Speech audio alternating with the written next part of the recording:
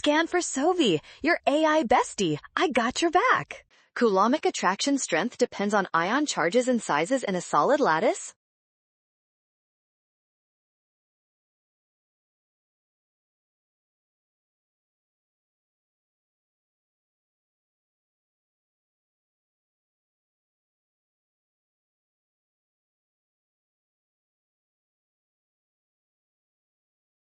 Magnesium oxide and calcium oxide both have +2 and -2 charges, which are higher than the charges in the chlorides. This immediately makes them our top 2 strongest candidates.